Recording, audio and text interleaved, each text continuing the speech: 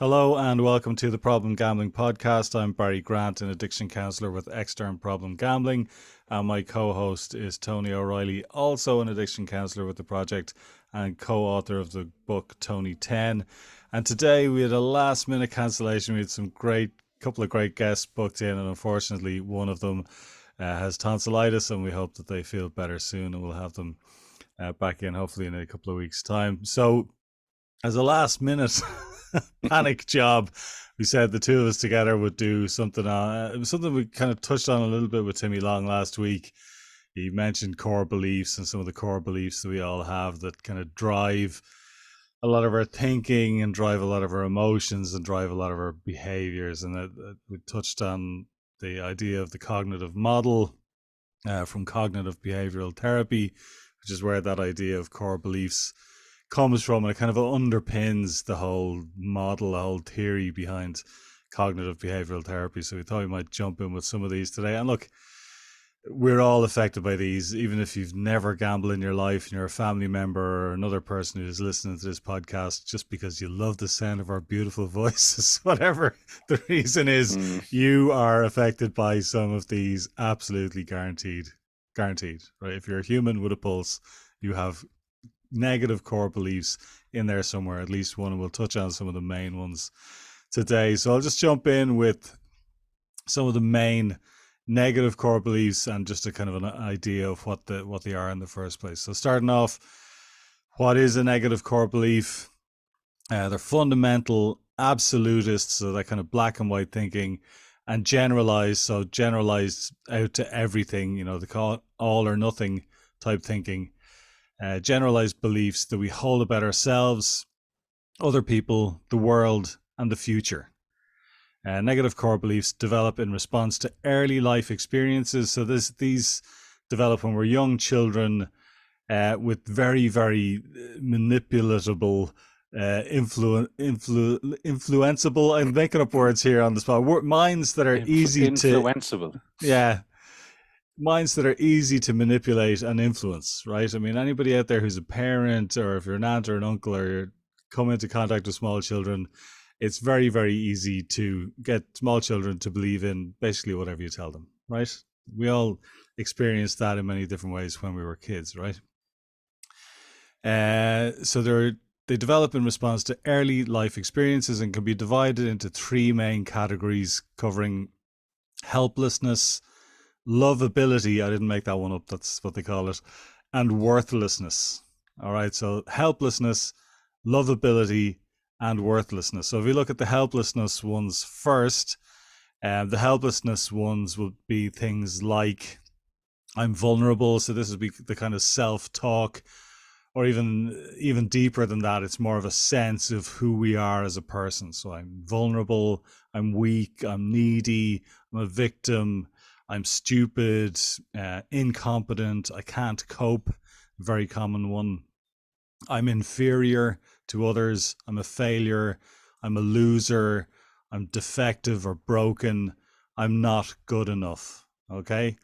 So let's just look at the gambling side first, and then we'll kind of look at more general type stuff after that. But if you look at the gambling side stuff, if I have a core belief that I'm a loser, and I've picked that up somewhere in childhood, right? So that could have usually comes from some significant caregiver, could be a parent or a guardian, could be a teacher who sticks you at the back of the class, or back in my day, maybe your day, Tony, I'm a little bit older than you, they stood you in a corner and told you what a stupid person you were, and you'd never amount to anything, and maybe gave you a few digs or threw the duster at your head or whatever it was. The clock to teach you how to tell time.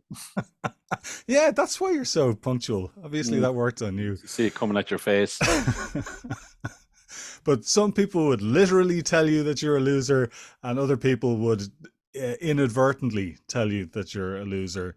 So it could be a little look, from a parent or some other caregiver, something kind of dismissive, or maybe they're cold towards you, or show more love to a sibling than they show to you. And again, a lot of this stuff is perceived, right? So it's perceived to the mind of a small child. So we're not talking, completely logical response to these situations all of the time.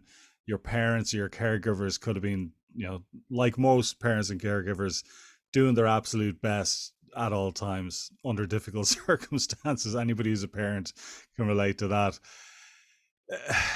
So we can be responding like if a 4-year-old or your 5-year-old, when you're at your most programmable, when these core beliefs are being instilled, it could just be something that your older sibling or your younger sibling or your twin, if you have a twin, you believe or you perceive that they're being treated better or in a preferential way to you, right?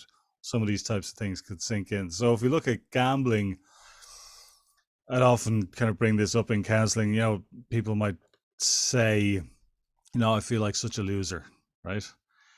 And if you have a core belief that you are a loser, you will seek out behaviors that reinforce that belief. And you will dismiss behaviors and achievements that are not in line with that belief. So if you want to feel like a loser, the perfect place to do that is in a bookie shop, right? Because that's a game that you're always going to lose, right? And obviously people will win individual bets, and some people will have a good day at the bookies where they're up at the end of the day. But in the long run, everybody loses that game, right? If it's you versus the bookies or you versus the casino, you will be the loser. That's the end result, guaranteed, right? So if you have a belief that you're a loser and you will then engage in behaviors that are likely to reinforce that belief. In cognitive behavioral therapy, they call it a self-fulfilling prophecy. So my starting point is, before I ever cross the door of a bookies or a casino or an online gambling account, my starting point is, I am a loser, I feel like a loser. Then I discover this activity which will totally reinforce that belief, and now I feel comfortable in my skin. Yes, I am a loser. And this behavior, this habit, this thing that I'm engaging in keeps reminding me of that, right? And of course, the very same people who are a loser in the bookies could be high achievers at sport, they could be high achievers in their jobs, they could be high achievers in lots of other aspects of their lives, but they completely dismiss that information because it doesn't fit in with the core belief that they're a loser. Am I making sense so far? Yeah, and like even you would often hear with clients, like they know even logging on to their account or going to bookies that they're going to lose. They know deep down, but they're okay with that. And again, it's like being in that negative flow state. It's about just when you're in that space, it's just even to maybe push down that feeling, or maybe there's something going on around that core belief, because core beliefs are generally buried deep within us and they're there. And I think in recovery, when we do become aware of them, that's when you can start kind of working with that. I know mine always has been feelings of not being good enough, feelings of being inferior, because I would say a year younger than all my friends, and I probably developed at slow rate. So you're constantly comparing yourself to them. I'm not strong enough, I'm not big enough. And then when that does get compounded by your teacher saying you're not good enough, or by either by actions or by non-actions, and then that, I think that stays with you, and it is like a scheme or a core belief. It's buried deep and down, and then that can come up at any other stage. And I think Claire Donegan, when she was on a couple of weeks ago, said it really well. She said that I even felt I was failing at recovery. I really thought it was a very powerful statement, because if she felt she was a failure in other aspects of life, it was compounding that she failed at this too, even though you can't fail at recovery, because once you're engaged, it's a process. So yeah, I think feelings of not being good enough was one I've brought through, and then that comparison to then, if my sister was a high achiever, so you're comparing yourself to her all the time and saying, and then you deliberately resent she's getting all the opportunities. Of course she was getting, because she worked hard for them. But again, and that was my perspective, as all I should be getting them as well. But I was the daydreamer. I was the fella in the back of the class staring out into space, because I've no interest in school or studying. I'm still like that, even when I'm supposed to be reading books on subject matter, still staring out into space. But I think the big one you'll often hear is feelings of not being good enough, insecurities based around childhood experiences. And that's, when we talk about trauma, I think at times, like, they can be traumatic events, but when generally we mention trauma as well, it can be, or has to be something big, like a car accident or abuse or whatever. But sometimes it can be your perception of an event that can create this, as you said, this core belief. I don't know if I'm making sense there, but again, that would be my understanding of it. And then that can be, it's like the bridge effect when you're triggered then in any situation of not being feeling good enough, you want to get that quick escape. And what better way to do something to escape out of into your pocket to online, not to do a bet. And that's why I think gambling is one of the most dangerous addictions, because it's there 24 hours a day. So you can get this feeling that wake up in the middle of the night with this feeling and kind of, I'm going to escape into something to block it down.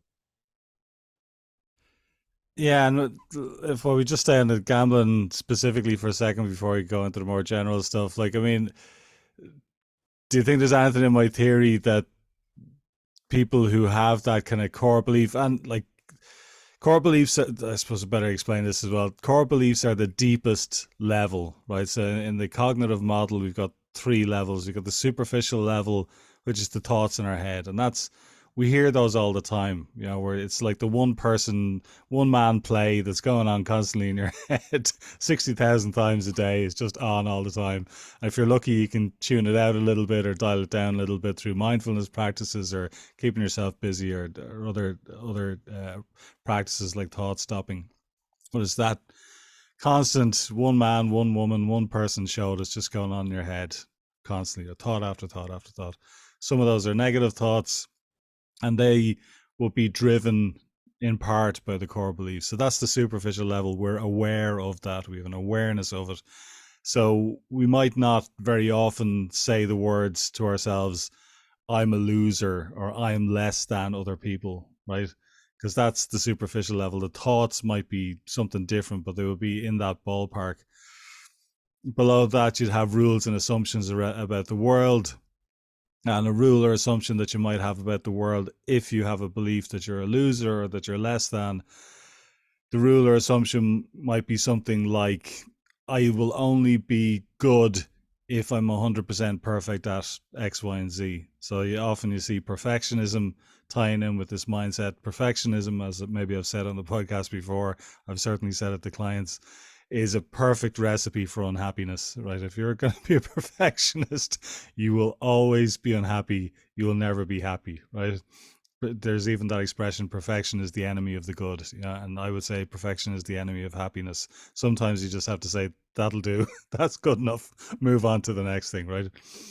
So it can be that kind of the middle level rules and assumptions, something like, I can only be loved or I can only be good enough if everything I do is perfect. You're totally setting yourself up for failure, which means you will feel like a loser, right? And all this stuff reinforces the core belief.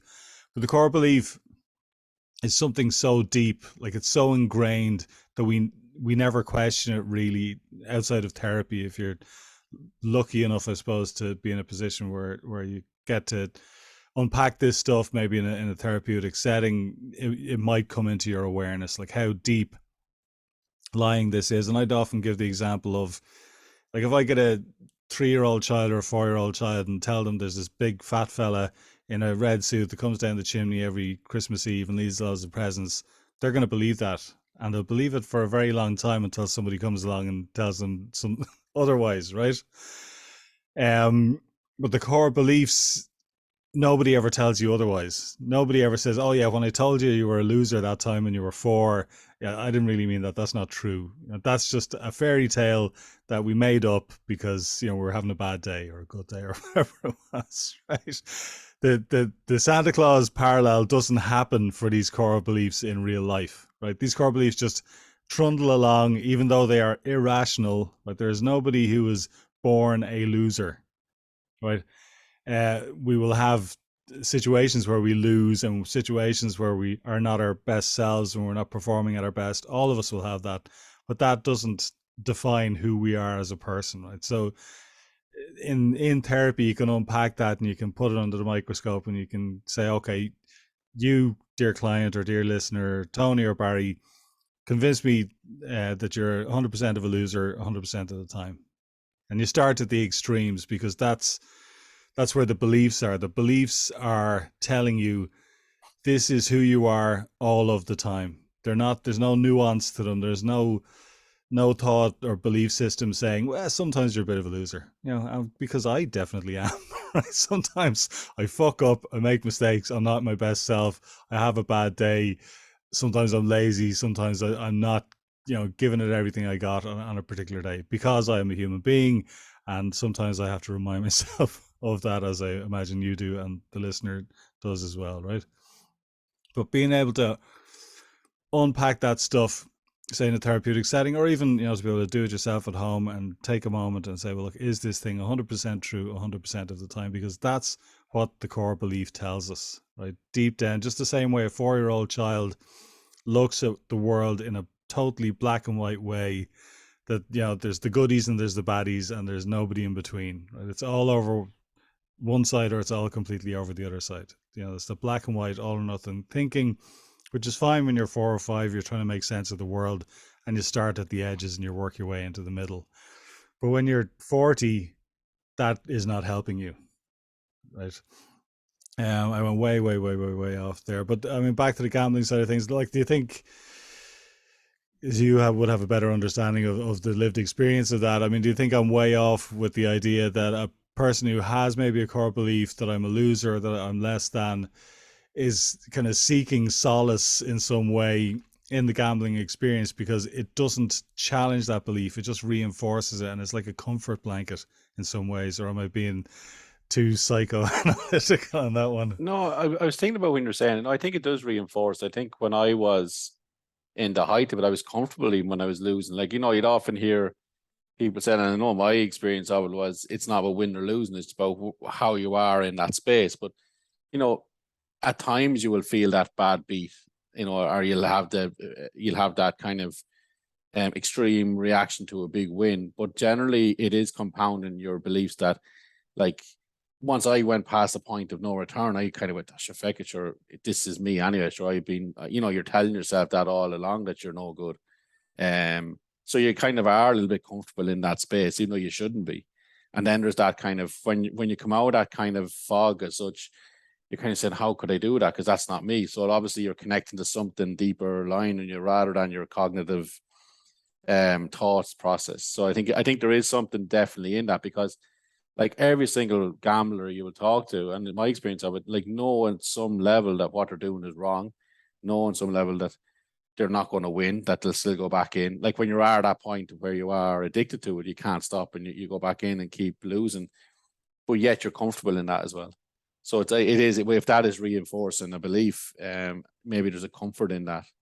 Yeah, there's definitely something in that. It's an interesting way to look at it, because I do think that would be one. That's all I always, and I know I share with yourself a lot, that my biggest triggers is when I'm feeling that imposter syndrome, or if you have a bad session with a client, you can spiral down to that thinking of, oh geez, I'm not good. I'm not good. Sure, there, everyone was right. The teachers were right. Everyone was right. You go right back, even though if you took a step back to say, well, where's the evidence for? Well, I had a really good session earlier on, and I had a really bad session in the afternoon. Maybe I was just tired. Maybe it was just the dynamic between the client and the client and the therapist.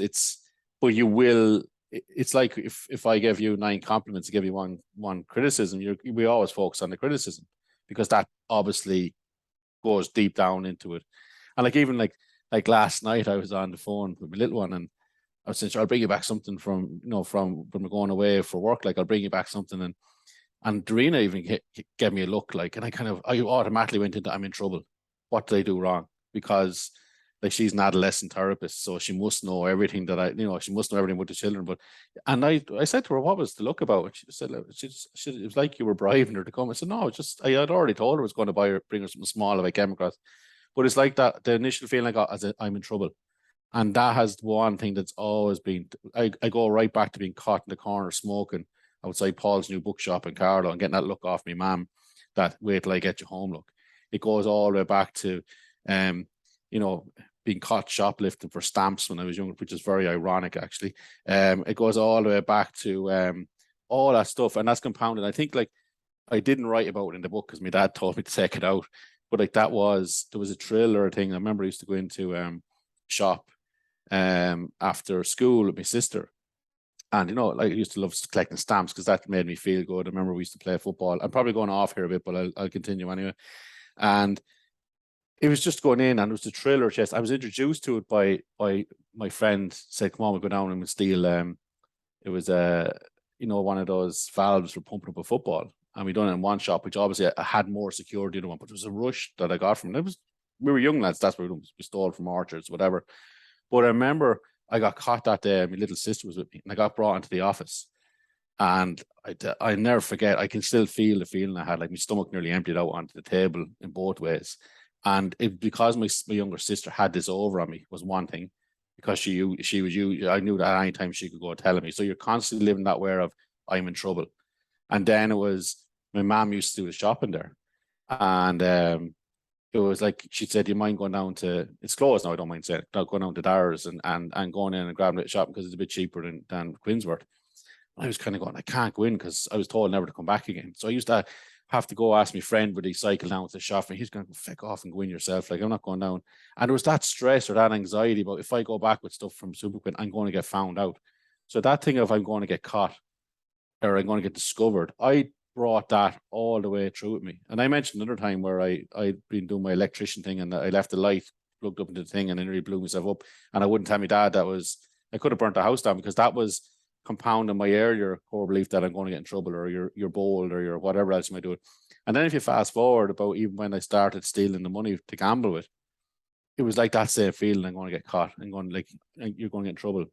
So they're all kind of interlinked. But that I think it started from a very young age, me that feeling of not being good enough, feeling of you're only a thief, you're only this, you're no good. It's the first time I've ever shared that actually in public, but it's that whole thing. I think that has been compounded for lots of times. Like every time I feel I'm going to get in trouble.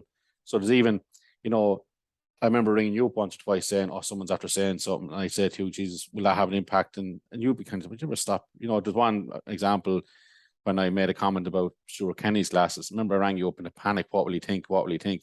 And that wasn't about the glasses or the comment because he just laughed it off. It was all going back to when I was a 9 or 10-year-old. I'm in trouble. I don't know whether that kind of gives you a good example of it, but I then think when you bring that into the gambling space, then it's kind of like I'm in trouble, but it's something that I'm probably been living with all my life anyway. So it's a comfortable situation being, even though it shouldn't be, if that makes sense. Yeah, no, I get that, and yeah, that's a really interesting example. I think for me, I kind of went the other way where I teachers were kind of constantly in second more so. Although actually, I got expelled in primary school, so I should put a little health warning before that. But it got worse in secondary school, and that I kind of played up to it then, and I just kind of acted it out, and I wore the loser thing as a badge of honor, and it was kind of a fuck you, and went the totally other direction, which of course was incredibly immature and self-destructive. I'm not proud of it, but that's what happened, and that was where I was at emotionally at the time. But that, yeah, I think from my own experience, I would have kind of gone completely the other way, where I didn't have shame around it. I saw it as something that empowered me to kind of fuck the system. I hated secondary school. Then I did jobs for a while that I didn't particularly like, and there were usually jobs in bars and restaurants where you'd be doing a lot of drinking and drugging in my free time, and I might do that for 6 months, and I'd blow the job off, and I'd sign on the dole and I'd mess around, and that became, I think, part of my identity for me, where I just went the other way, and I was proud of that. Now that when I'm kind of 50 years of age now, and I go, hang on a second, you got a lot of catching up to do in terms of maturity, in terms of getting a pension together. I'll be retiring if our age group ever get to retire, but whenever that is, all the kind of sensible stuff that a lot of people who would have done their leaving cert same time as me, that I saw as squares, and they were doing all the right things, and I kind of had this badge of honor of doing all the wrong things. Of course, they were doing all the right things, and I was doing all the wrong things. But that was my way of coping. It was my way of, I didn't want to curl up into a ball and feel like a loser, so I took it on as a badge of honor and just made it bigger, and tried to cope with it that way.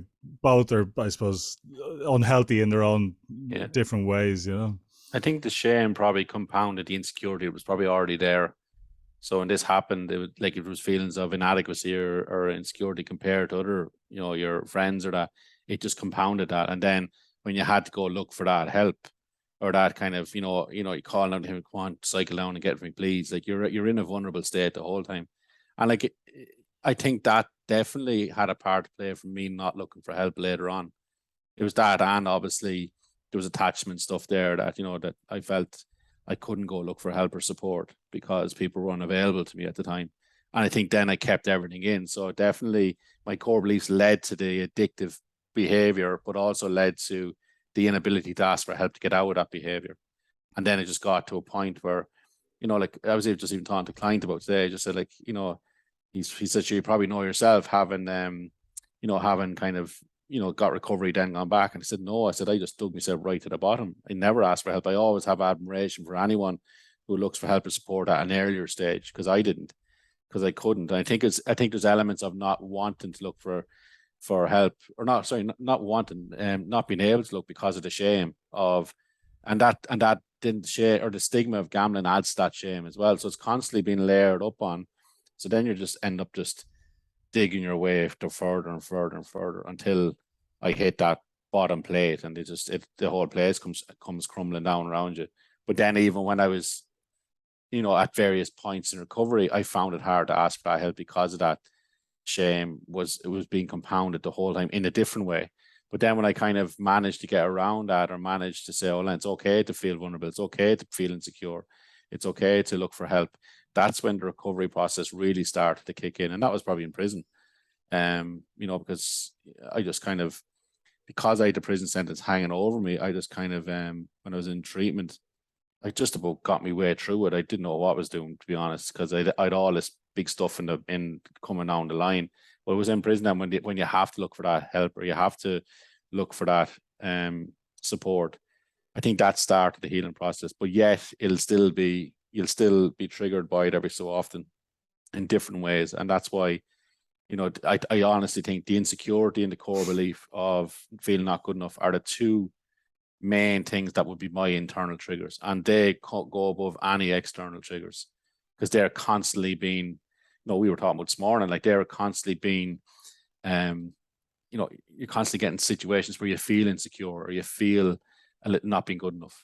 And then it just layers up and layers up. And the next thing is you're looking to addictive behaviors to escape from those feelings. And you're kind of saying, I don't need to be spending money, or I don't need to be eating chocolate, or I don't need to be doing any of this stuff. But that's the coping skill that I've developed outside of gambling. It's mad when you think about it, because even when you know it or you name it, you still can't stop it when it comes at you at times. And that's the scary bit. Because they're so ingrained in us. But I'm getting better. I had a few big realizations last couple of weeks. Like, and as I always say, I've probably done more work on myself the last year, in regards to personal development, than I have in the previous 10 years in recovery, because I'm finally open to kind of looking at these things. And criticism is a big one as well. And perfectionism was a big one. That was a huge one. I think I was sharing with you the other morning as well, that when I got a Liverpool book through the post one day and the corner was bent, I had to throw it out because I couldn't sit with the fact that it was damaged. When I'm reading books, you wouldn't know I'm after reading them. I've gone better at that. And I would think it was a college that helped me with that, because I dropped out of college, I again had the core belief that I'm not good enough, I'm not able for college. When I went back to college to do the counselling, the first year or two, I was put myself under terrible pressure, saying you have to get it first, you have to be the best at this, because you failed at it before. And then when I was kind of, I think it was when I was talking to my partner at the time, I just said, I don't have to get the best, I just get through it. But I was putting myself under so much pressure. But when I allowed myself not, as you said, when I allowed myself not to have to be perfect at it, there was a huge freedom in that. And we don't have to be perfect in recovery.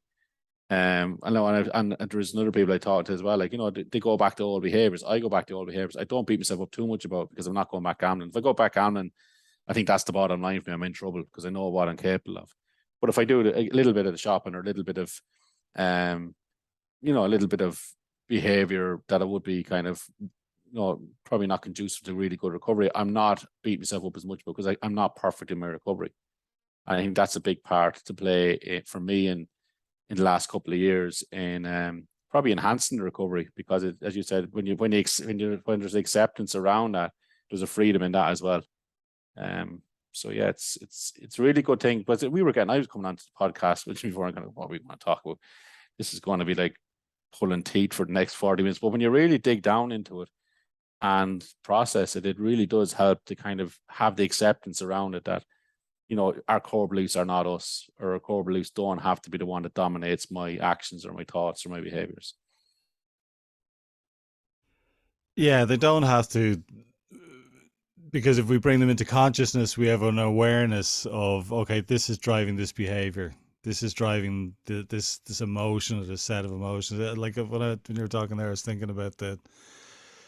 You know, there's the unconscious thing maybe of, I feel like a loser. I have a core belief that I'm a loser, so I go to the bookies that reinforce the belief, like I was talking about earlier on. But then you're talking about help seeking. Help seeking is where you consciously feel like a loser rather than an unconscious drive.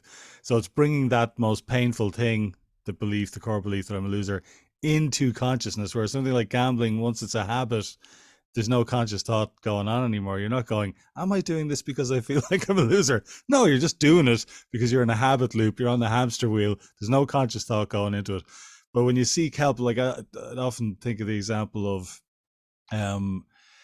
somebody barring themselves from the local bookies. Might live in a small town or a village. Maybe there's one bookies and they're going, oh, I don't want to go in there. People will know I have a problem. And I would say, I guarantee you, I'm not a betting man, right? But I guarantee you they know you have a problem, right? If you're calling us, the reason you're calling us is you know you have a problem, and like you're at the pointy end of the problem if by this time you're contacting us, because most people, it's the last thing they do. They'll do everything else before they contact us, right? So if you're contacting us, I would bet my vital organs that everybody in the bookie shop who works there knows you have a problem, right? It's funny you say that, because I was talking to someone the other day about, like, you know, you talk about time, access, money, right? Like we always do. And we're saying about getting gammon on the phone. I can't get gammon on the phone because, you know, if it'll be tracked, like the people will know that I've gammon, I have a problem with gambling. I said, well, they're probably after seeing your 100 transactions on Ladbrokes for the last couple of months. They'll probably presume you have a problem for that. Or in the world of Big Brother, they're like every time we go into Ladbrokes or anytime we go anywhere, we're probably being pinged somewhere from being in there anyway. So people know, and it's funny that, like, you know, I don't because of a privacy thing, and that's where people will try to find ways not to, you know, they look for the help, but they don't want to go the final bit, and that's isn't that the final bit of letting go of that thing of that it's the acceptance bit, isn't it? That, you know, I have to do a couple of things here that I don't really want to do to help me. But it's just funny, you know, when you're saying that, like, it's kind of, yeah, we are like everyone, like everyone underdog knew I had a problem, bar the people around me. It's everyone in the places where they saw you doing it. And like even when people are in recovery and they do have a lapse or a relapse, it's always the partners will know it's the old behaviors, and the person's oblivious to this. Sure, I was, you know, I was covering up my tracks. How did they know? Like, but they know because they see us, because we think we're better at covering tracks than we actually are. So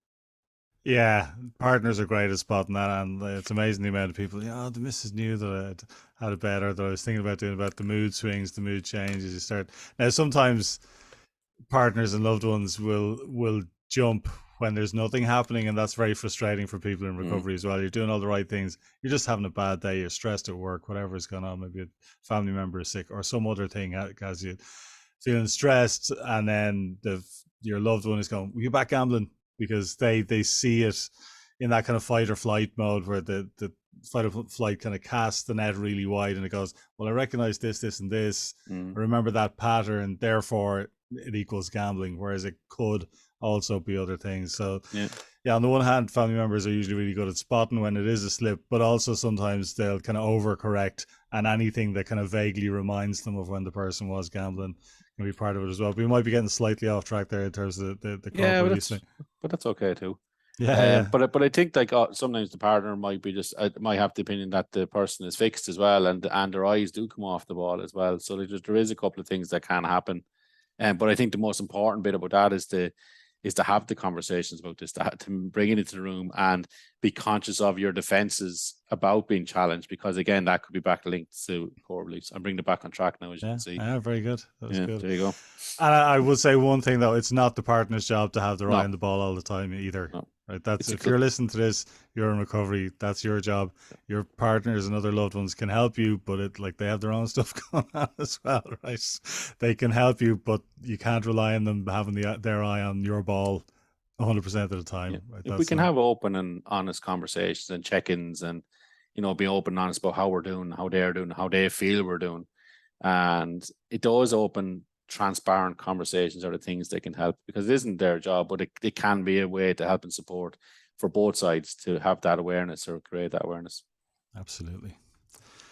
Okay, so that was a little bit of the helplessness beliefs, and we focused a lot on the idea of feeling like a loser or not good enough. They're broadly speaking in that helplessness grouping, right? This kind of, and quite often you see that with anxiety as well. It's that overwhelming feeling of I can't cope, and that's really intense. Anybody who's ever had an anxiety attack, like, that's full on, and quite often that can come from that place, that general place of helplessness. The next one is unlovability, and some of the kind of thoughts within that might be I'm unlikable or I'm unlovable, unwanted, for people who've been rejected in some way as a child. I will be rejected or abandoned in the future. I'll always be alone, right? So again, a lot of this stuff, all of this stuff is formed in childhood, right? So again, maybe you felt that you were rejected. Maybe you actually were rejected by a parent or a guardian or a significant caregiver. Some people will have gone through the care system. They may have been abandoned by a parent, or a parent might have died when they were young. And again, a child's mind would perceive that as abandonment, even though obviously that wouldn't have been the plan of the parent or the motivation of the parent. So that unlovability bit, and I suppose if we feel that we're not worthy of love, or that it's not possible for other people to love us, it's very, very easy to hit the self-destruct button in that situation. There's a kind of a logic to it in terms of, well, why wouldn't you hit the self-destruct button? If you were so horrible that you can't be loved even by the most important people in your life, and usually this comes from relationship with parents or other significant caregivers, right? Because it's formed at a time when they will be the most important people in our lives, right? So some sense of rejection, again, I've seen it loads, and maybe you've seen it in your own work, Tony, as well. That the sibling thing can be massive. The amount I went through a period when I started out counseling where I had about 4 or 5 clients on the go at the same time, all of whom were massively impacted by the fact that there were way more photographs of their siblings as children in the family album than there were of them, or on the mantelpiece in the house, or up on the walls, or wherever it was. And it could be the oldest child, it could be the middle child, it could be the youngest child, whatever it is. Something happened somewhere along the line. The family broke the camera, or whatever it was, or maybe it was something deliberate, who knows. But I had and these were people in their 40s, 50s, maybe older. And it was still such a deep, hurtful thing. Now, you might be listening to this, dear listener, and having a little chuckle to yourself and going, sure, that's silly. But I guarantee it's a thing, right? Like, Tony, have you ever come across that one? Yeah, there's not many of me up in the house, so there's not. No, here you go. Middle child syndrome. No, yeah, and it's something like it wouldn't bother me as much, but I noted it once. Oh, look, there's all these collages been done. Oh, I made it into one. And even when my daughter is doing it now, I say, oh, geez, I made it into it.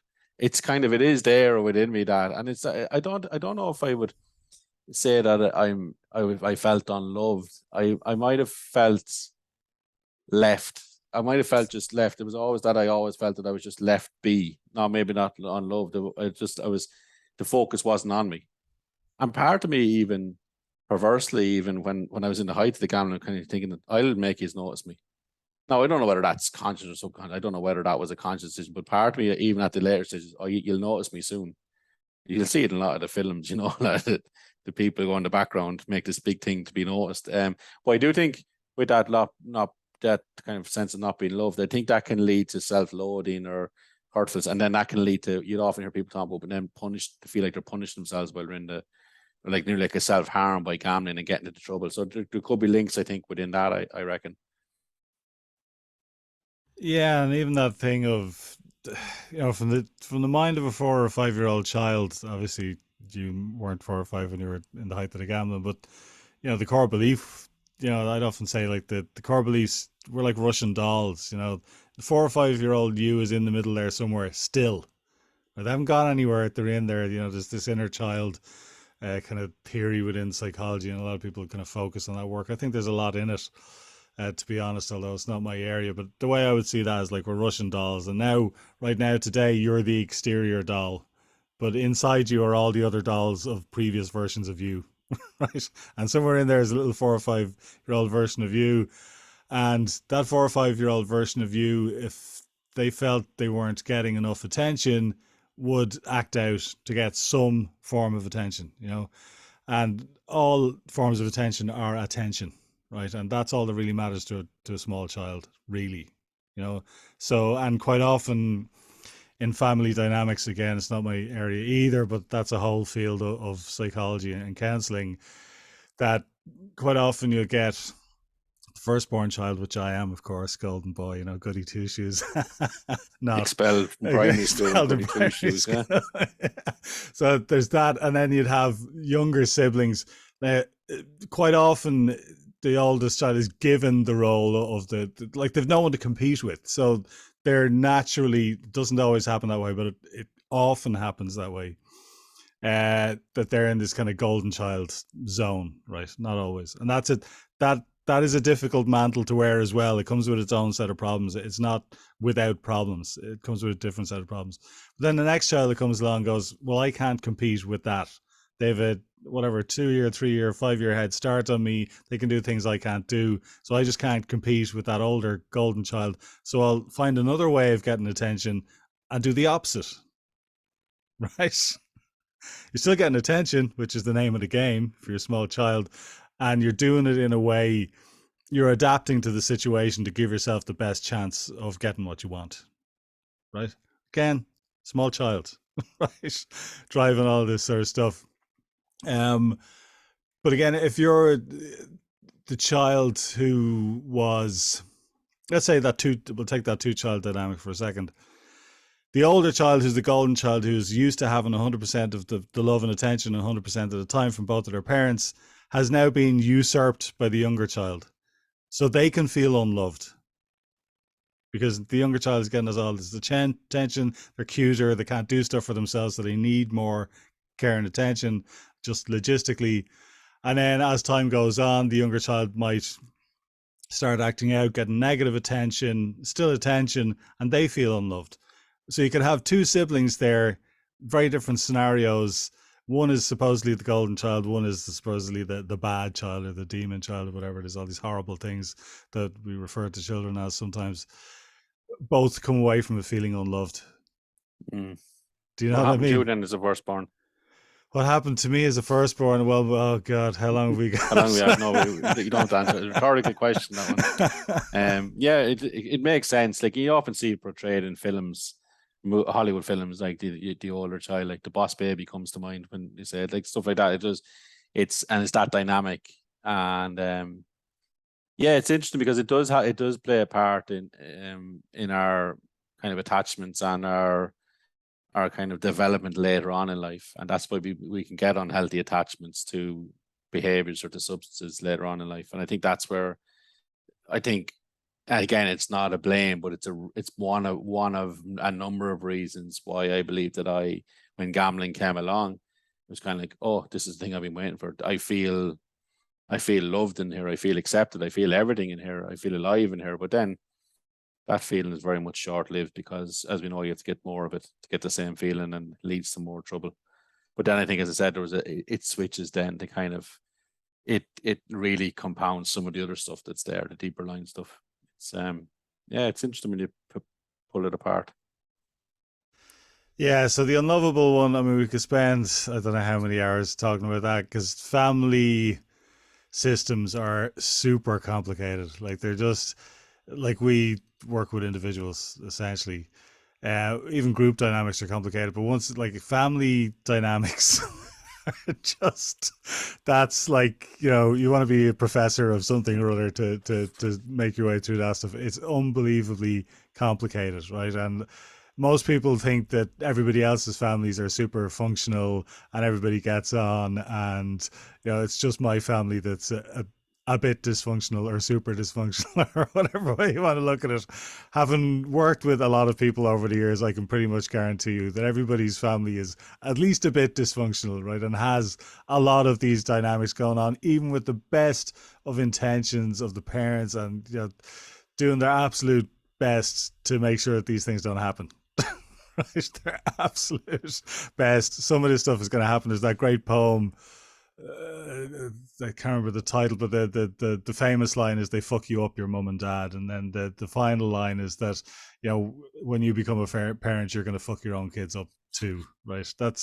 It's a bit fatalistic, but that's just the nature of it. And I think it's a healthy way to look at it, because your parents were a product of their parents, and they were a product of their parents, and every generation, I think, is trying to do something different to what their parents did in terms of what they view as the mistakes. And in doing so, normally we throw the baby out with the bathwater a little bit and make some new mistakes, and on it goes. Like, but we're all just trying to do our best. And this whole core belief thing isn't about parent bashing, right? It absolutely isn't. I think all of us would say, or certainly I would say, that my parents, through all their difficulties and everything that went on, were always trying to do their best under difficult circumstances. And I think that's true of most parents most of the time. I think that shame thing is generational too. So that's been carried down through the generations too. So a lot of times that's nearly ingrained in this as a core part of us as well. Like, you look at colonialism all the way down through the church scandals and all the way down. It's like, you look at reeling back the years and you just see them outside. I don't know what film it was. I could have mentioned this last week in the podcast, I think, but they're outside protesting against some film that was brought out. It could have been whatever it was. It could have been Life of Brian or something later than that. But it's like that whole thing. I was like, it's definitely generational, and definitely as a society, I think shame is one thing that is carried down. And like, our parents would have, as you said, done the best in very different times, different circumstances. But I think it is changing a little bit.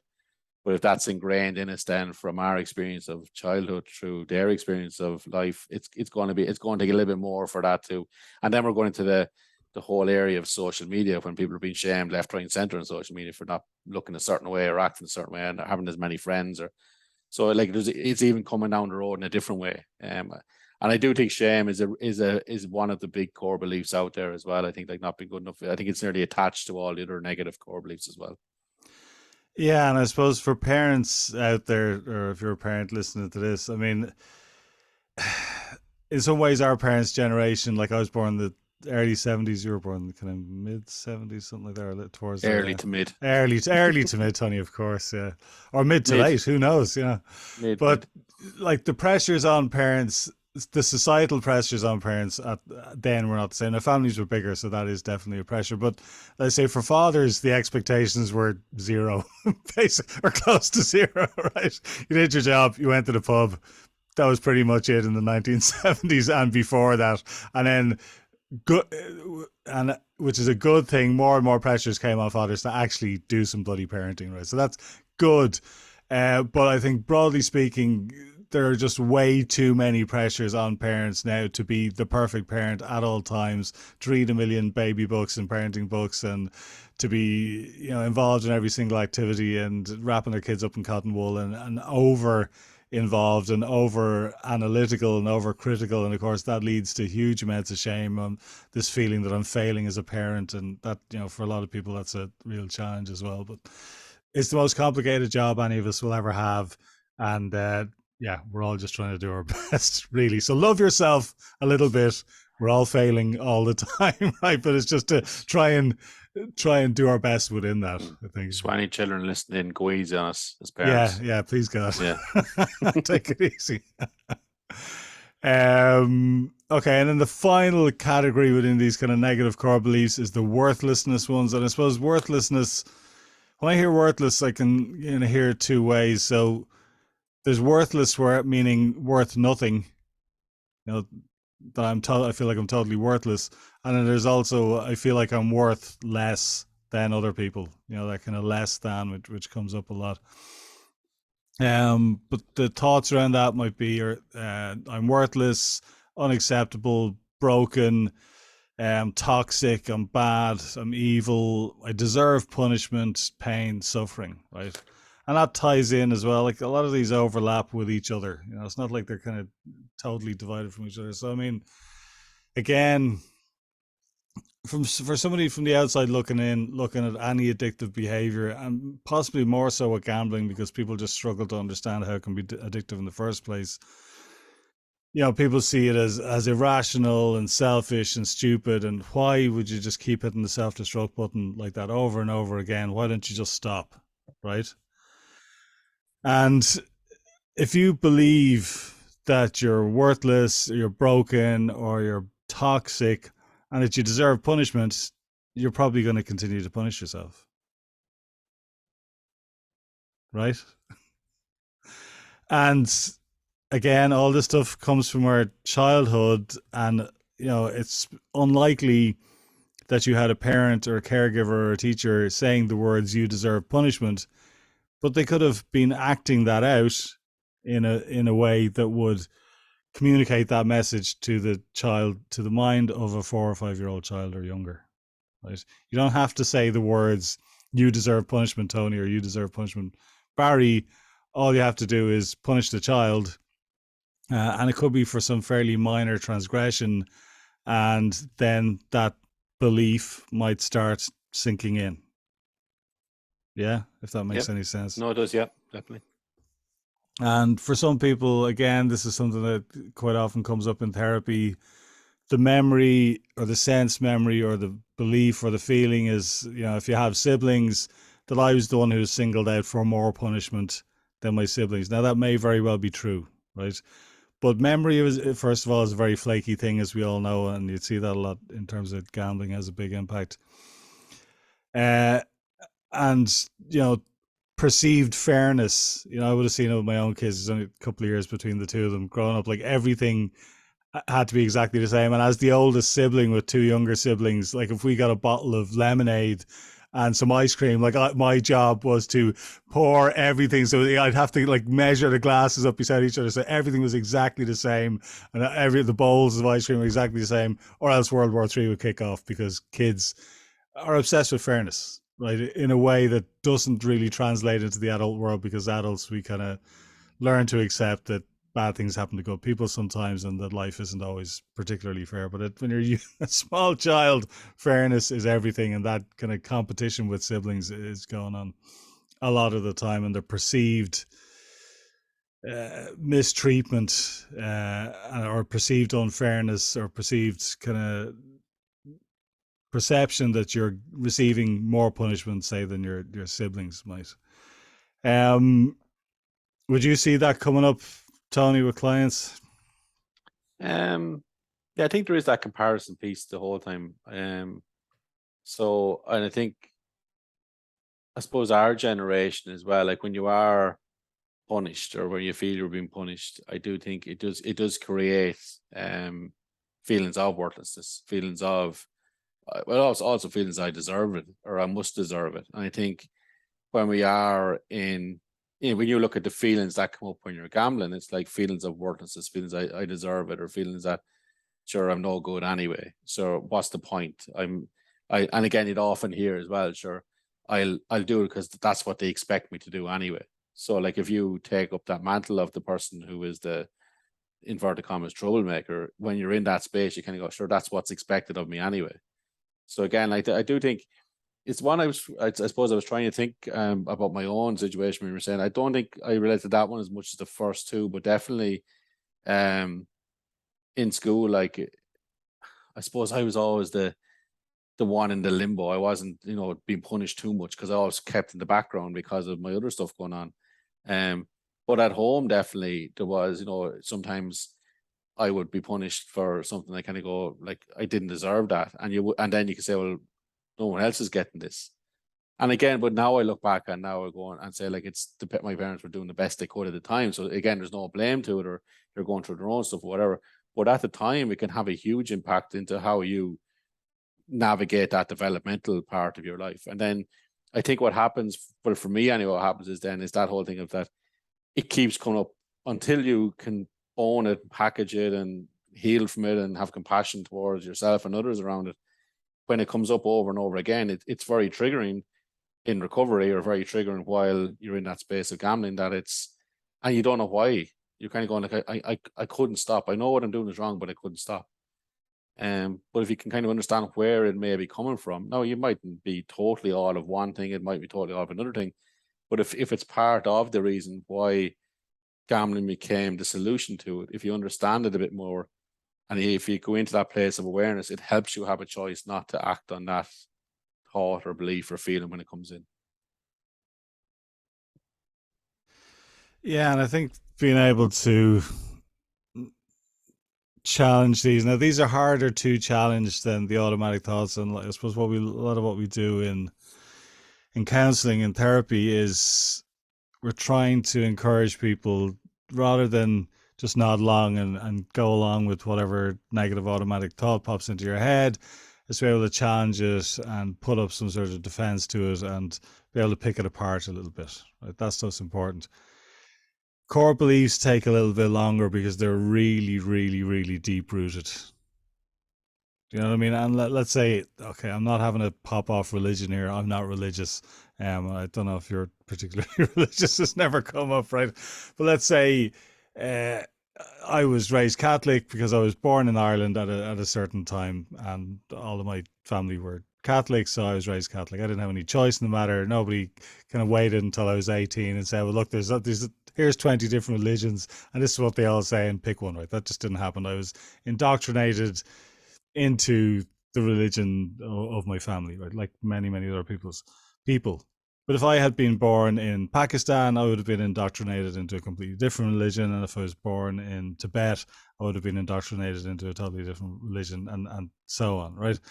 So if I get someone in their 30s or 40s coming into the counseling room and I started challenging their religious beliefs, I would never do that, right? This is not, I'm making an analogy here, but that's something that's very, very deeply ingrained. So even if the person wasn't practicing their religion or didn't have any strong feelings about it, if I started saying, well, okay, prove there's a God or disprove there's a God or wherever it is, that would be a bit of a challenge for most people, even if they're not particularly religious, because at a very formative time in their lives, they were indoctrinated. And I'm not saying that in a negative way. That is literally what the term means. Right? So we're indoctrinated into a certain set of beliefs.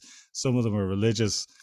To get that person to pull those apart completely and come at it like some sort of super logical robot, right? That's that's that would be really difficult to do, and it's debatable whether it would be appropriate to do that or not. So the core beliefs they're in there, right? They're really, really, really deep in there. Our parents and our caregivers usually are not standing there deliberately indoctrinating us with these negative beliefs, because for the most part, like we said, most parents are trying to do the best for their kids most of the time and care about them and love them for the most part, right? Most parents are accidentally indoctrinating their children with all these weird, wonderful, unhealthy, unhelpful beliefs by accident, in exactly the same way that their parents accidentally indoctrinated them into their unhealthy core beliefs, and on and on and on and on. So we're not going to get this solved in a 1 hour podcasting session, right? But it's just important to bring some of this stuff into consciousness and to be able to have a better understanding of, okay, why do I keep doing this self-destructive thing? Like, what am I getting out of it? You know, again, if we go back to the idea of I'm a loser, on the one hand, you can have, within the one person, you can have somebody engaging in totally self-defeating, self-destructive behaviors, like taking on the bookies, for example, or taking on a casino. That's guaranteed loser. That's what's going to happen, right? And the person knows that logically at some level, but continues to do it. The exact same person, I mean, like yourself, you were high functioning, you were the youngest post office manager in the country at the time, high achiever, right? And many of the people that we work with and have worked with over the years are very, very, very high achievers outside of the gambling or outside of other addictions or other issues that they might have. So on the one hand, there's the core belief that I'm a loser, and the comfort and the reinforcement that a person gets from engaging in self-defeating, self-destructive behaviors. And at the same time, there's the opposite drive to disprove the belief that you're a loser by achieving all of these things that so many of the people that we've worked with have achieved. Like, both of those things can and often do occur in the same person, but they're both manifestations of the same thing. You know, they're both overcorrections of the same thing. Am I making sense? Yeah, and it's about getting that balance back then in recovery, isn't it? I Which can think be so. difficult. Yeah. Which can be difficult because you have the early recovery, you have all the the negative core beliefs that you have will be reinforced in recovery a lot of times. And then, for me, it was like I was a high achiever. I did get the position very young, and even in early recovery and in early training, that's where the perfectionism was coming from. It's like I have to get back to that level in some shape or form. And I don't know where that kind of comes into to the point you were making, but it's that kind of a belief that I have to be the best at, because that's what I was beside the gambling as well. So it means that part of me felt I had to go be the best at it again. It's only when I said, no, I don't have to be the best at it. And then I was able to kind of balance it all up a little bit and accept when the core beliefs come up, challenge them and accept them and accept that I'm never going to be 100% or perfect, or I'm going to have bad days and good days. And I think that's sometimes in early recovery as well. People think that it has to be perfect, and it's okay not to be okay. It's okay to have a shitty day. It's okay to be thinking around gambling. It's okay to go along that continuum of relapse, as long as you don't get to the end. If you can catch it, and that's where recognizing automatic thoughts and negative beliefs can come in as well. But I think it all stems from the trigger of a lot of these core beliefs that you're talking about. Alrighty, well, dear listener, hopefully you find that some way useful. Again, some of this stuff can be confusing, and it's definitely worth doing your own little bit of reading on it. There's a lot of great stuff out there. I mean, the cognitive behavioral therapy model has been around for a long time, but once you kind of see these core beliefs and see how much they can drive your thoughts, feelings, and behaviors, like, they do have a massive impact. There's no two ways about it. And to be able to challenge them and repeatedly challenge them and repeatedly challenge them and seek out the evidence. Let's say, just before we finish up, if somebody tells me, I feel like I'm worthless, so I'd say, okay, convince me, go, convince me how worthless you are. Or would your child say the same thing? If I brought your child in here today, would they tell me that you're worthless? Or would your parents tell me that you're worthless? Or would your partner tell me that you're worthless? Do all of your co-workers and friends think that you're worthless? Are they all wrong by thinking that you're not worthless? Do you know what I mean? It's through the repeated challenging, because most of us will go through long periods of our lives repeatedly reinforcing these core beliefs and seeking out information that reinforces those negative core beliefs, ignoring all the other information that challenges, because we don't know how to process that. It just feels uncomfortable. It feels wrong. But I suppose it's a process of trying to let in the stuff that feels wrong and let in the stuff that does challenge the negative core beliefs, and allow those two things to sit together and allow that to be over time integrated. But like, this is not a flick of a switch thing, right? If you're in your mid 30s listening to this, you've had 30 years of programming and reinforcement over and over and over again. Doesn't mean it would take you 30 years to get out of it, but it's something just to bring into your consciousness and try and bring into your awareness and bring into your if you're doing any sort of mindful practice, or just even if you were journaling, say, day to day, to be able to say, well, look, what was I doing today? What was driving that? Where might that be coming from? Like this, it's very, very useful. Did you have something there, Tony, before we finish? Yeah, I was going to finish off with I got this book this morning, Find Your Best Self, Recovery from Addiction Trauma. I just love the analogy of living with addiction. I'm just going to read it out before we finish up. said living with addiction or trauma is it's sort of like growing up on a boat. The ground is always moving underneath you. Sometimes you learn to stay upright when the water is gentle, but at times it's completely impossible. And it's all you can do is lie flat and hang on for dear life. Coming into recovery is like washing up on the shore and standing up. Even though you're on solid ground, it takes a while to stop reeling and constantly counterbalancing because that's all you know. People on land might look at you like you're insane for hanging on to a railing because they've always stood on solid ground and can't understand being that involuntary and balanced. Over time, you start to gain your land legs, though, and stop having to reel back and forth just to stay upright. Then you wake up one day and realize that you could walk a straight line on dry land for the first time. You always remember the book and roll and learning to walk again, but you learn to stay upright and walk among the land people. Oh, I like that. Walk among the land people, Tony. Let's try that. That's what I'm doing now. I'm walking along the land people. I was with Kevin Costner in Waterworld for so long.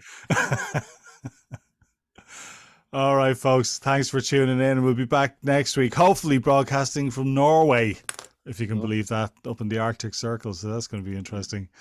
Thanks a million for listening. Take care. Bye. Cheerio.